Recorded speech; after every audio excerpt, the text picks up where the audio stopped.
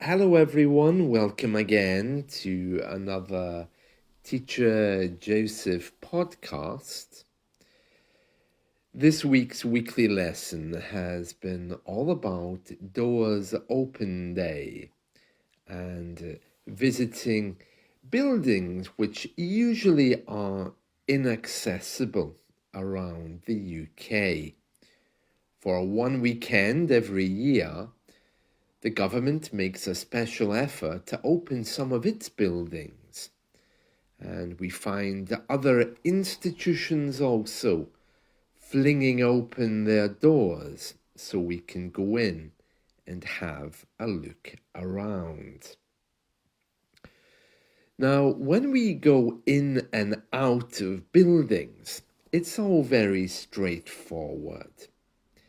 But yet, when we meet people, British people are not always so comfortable with each other. You know that we're not the kind of people who hug, and we certainly don't hug strangers or people we've met only once. It is my opinion that British people are actually very insecure, even though we appear to be the most confident with our swagger sometimes as we approach places confidently and ask very direct questions sometimes to guides in museums. If you want any evidence of that, there's a story in The Guardian today which is all about handshaking. That's what we do when we meet people the first time. We extend our hand and wait for someone to shake it. Now, you might think that's a perfectly normal thing to do, and it was right up until COVID, whereas now we just kind of stand around and wave at each other. But there is an article here in today's Guardian from someone, this is a man called Adrian Childs, who appears to be writing for The Guardian. He says, after 40 years, I finally got the hang of shaking hands. To get the hang of something means to know how to do it well. I have to say that, well, for me personally, I don't really think about these things, and I certainly wouldn't be obsessing about how good my handshakes are after 40 years. But on the other hand, it does strike a chord with me, and it does tell me again just how insecure British people are. If we have to get the hang of handshakes and we puzzle over things like this, it doesn't really show that we're very mature or confident when we meet people. So we're going to go through this story. It says here, and this is from The Guardian of today, nearly 40 years ago, I was introduced to a builder in a pub in Birmingham.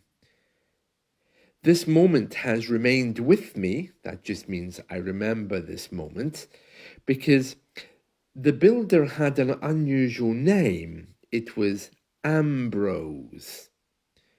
Yeah, it's not usually a name which is associated with English people. And he goes on to say here, but the main reason why I remember him, Ambrose, is because his handshake was so fierce, it felt as if there wasn't an unbroken bone in my left hand. Well, I think we've all experienced that. Some people do have heavy handshakes, that's for sure. But I wouldn't obsess about my handshake because someone else's is heavier. And then it says here, I didn't cry. This wasn't a place for yelping. Yelping is the sound a dog makes. I can see why. But it says, my eyes were definitely watering. I had to lift my pint of beer to my lips, left-handed. Um, why would he have to lift his beer left-handed? He's saying he shook the man's hand with a left hand. This wasn't a place to cry, but my eyes were watering, And then he says, I had to lift my pint to my lips, left-handed. Well, why didn't he use his right hand then? Maybe I'm missing something here. And then he goes into this really deep story. He says, how firm should your grip be? I've been grappling with this question ever since I started shaking hands with people. When was that, I wonder? At what age do you begin shaking hands? There must be a moment when someone decides the time has come. This could be a parent, perhaps, who might see it as a rite of passage, akin to teaching you to tie your own shoelaces, or to tie your tie, your necktie, ride a bike or open a bank account, or to go to the pub for a beer. And he's saying here, when do we start shaking hands? He says, perhaps it's in your early teens, an uncertain adult. I think he's really thinking about this too much. He's saying, I don't remember my debut handshake. That just means my first handshake. Losing my handshaking virginity, so to speak. What a strange way to say. And then he says, all I know is that I'm very glad that my first handshake wasn't with Ambrose. And then he goes on to describe the handshake, which he compares to the grip of a snake. And he says, I'm really concerned about it. How soft is limp? So limp is when you don't have any power at all in your hand. If you just let your hand hang, it's limp. And of course, is considered to be very weak and a sign of femininity or of effeminate behavior. Historically, that is. I mean, today, of course, there's much more emphasis on allowing yourself to act in any way you want. He clearly has a problem with this because he goes on to talk about his father, and now he's saying, after 40 plus years of trial and error, I'm now getting close to establishing what constitutes pressure. And then he says that he's sure his handshakes were too limp to begin. And then he went through a phase of squeezing the other person's hand.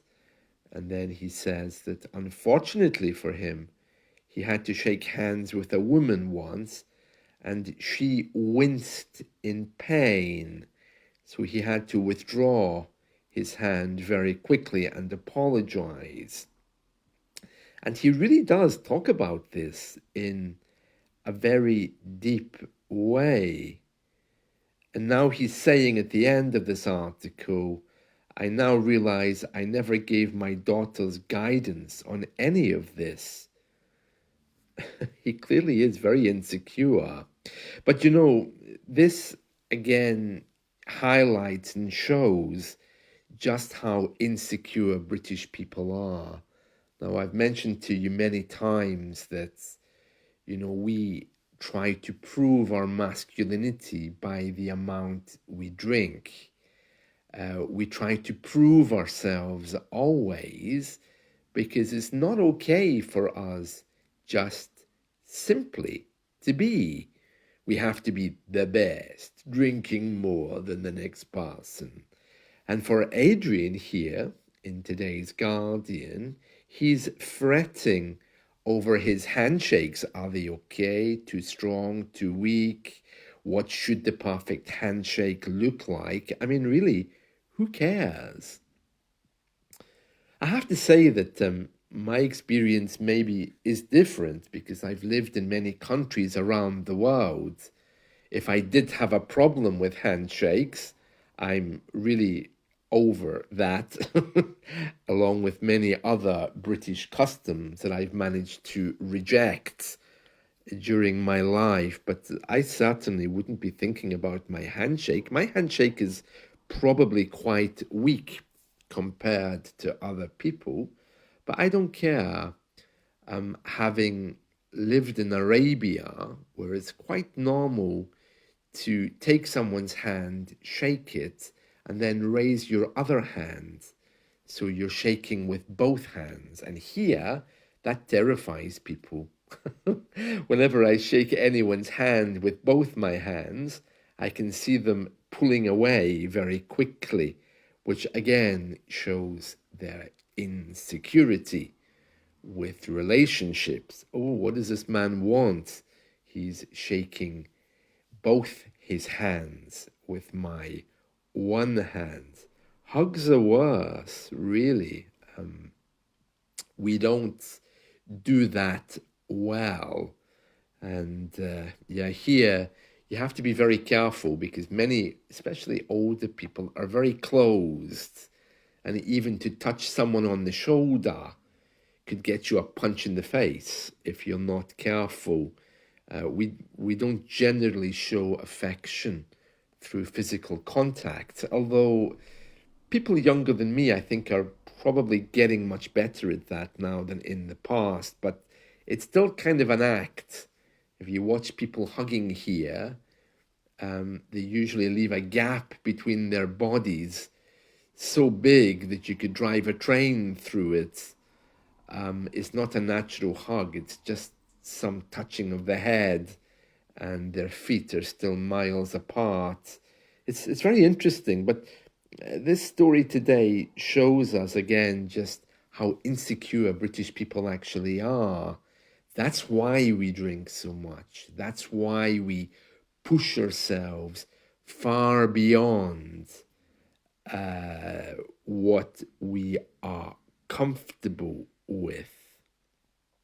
Yeah, so it's very interesting. Very interesting. Yeah, so that's today's story from Adrian questioning whether his handshake is okay. I think I'm generally quite secure as a male. You know, I'm very happy with my inhibitions, but I'm aware that there's people around me who aren't quite so comfortable with my inhibitions. I mean, I'm very happy just to be who I am. And I'm also very happy to ask people very direct questions. This is what happens when you're a teacher. You just open your mouth and you ask things. I was at a book review recently. The author was telling us all about his new book, and I very innocently asked the question. It was a reference self-help book. I said, what do you think would be the message of this book, and what ideas do you think that you can give us to make us better people? Now, for a self-help author, I thought that was quite a good question, but the author didn't know how to answer. He panicked and said, well, actually, I'm just here to promote my book. I wasn't expecting questions about how it can help you. I said, yeah, but the book is the book is all about being the best man you can be. So presumably you have an insight into that in some way. And he really didn't like the question, and I could see everyone was getting very uncomfortable. And I was thinking, what did I do wrong? I only asked the question, about how this book can help us. It was very strange. And again, I see a lot of that here, British people. I'm not sure if it's because of my directness. Maybe if I'd asked the question in a more indirect way. But yeah, very strange. So handshakes, something we are fretting over. Also in the news today is a news story called Beware of the Cows, which is all about how cows kill people. Now, I know I keep telling you that they do, but you don't believe me. You're always asking me and laughing at me. But here, there is a campaign about a man who was almost killed by cows. He was trampled by a group of 24 of them while he was walking his dog. And he tried to walk away from them, but they got up, they got agitated, and they ran for him. And yeah, this happens. So you need to be very careful. I've been in that situation. I've been attacked by cows before, and you really have to know how to get out of their way very, very quickly.